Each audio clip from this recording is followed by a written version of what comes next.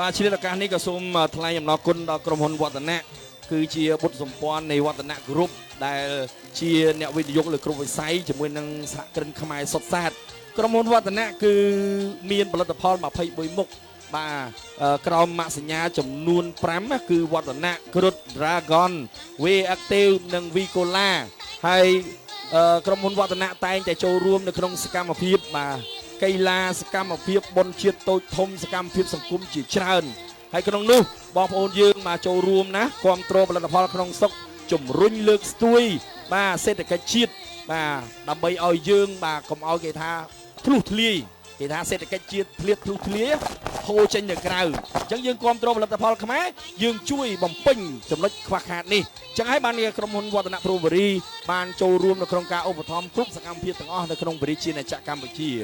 ហើយអរគុណណាស់អ្នកអង្គការសម្រាប់អាងវឌ្ឍនៈបានឧបត្ថម្ភជូនខ្ញុំជាមួយលោកគ្រូនឹងម្នាក់បាទថវិកាចំនួន$100សហរដ្ឋអាមេរិកផងដែរបាទសូមថ្លែងអំណរគុណដល់អ្នកអង្គការបាទហើយក្រុមការងារនឹងក៏កំពុងតែធ្វើការងារយ៉ាងសកម្មហើយនៅក្នុងគេហៅថាមូលដ្ឋាននៅក្នុងស្រុកសក្កដាជាពុកអស័យនេះហ្មងបាទហើយអរគុណធំនោះដល់គុណប្រជនគុណ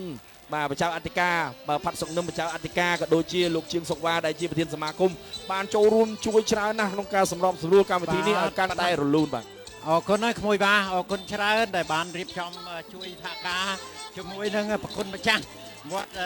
បច្ច័យរង្សីផងបាទឥឡូវនេះសូមអនុញ្ញាតបន្តមកគូទី25ខ្សែទឹកខាងក្នុងពាក់ផ្លាកលេខ067ស្រីសសុវណ្ណពេជ្រមុនីបាទមកពីវាលស្បូវភូមិមណ្ដង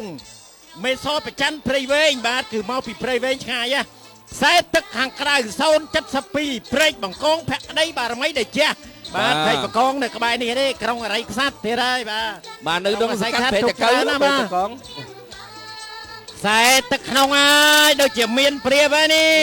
សីសសុវណ្ណពេជ្រមនីបាទដាច់បាត់ហើយគុណអើយពេជ្របាទដូចជាលឿនណាបាទព្រែកបង្កងថែមលបឿនឯកសន្តានស្រស់ល្អតែលបឿនមិនស្រស់ហូរលឿនណាអូនចិត្តអើយលឿនមែនទេបាទដាច់បាត់ហើយឥឡូវដាច់ហើយស្រីសសុវណ្ណពេជ្រមនីលឿនណាអាចជូនពិន្ទុតែគាត់ឲ្យហើយទៅសម្រាប់ស្រីសពេជ្រមនី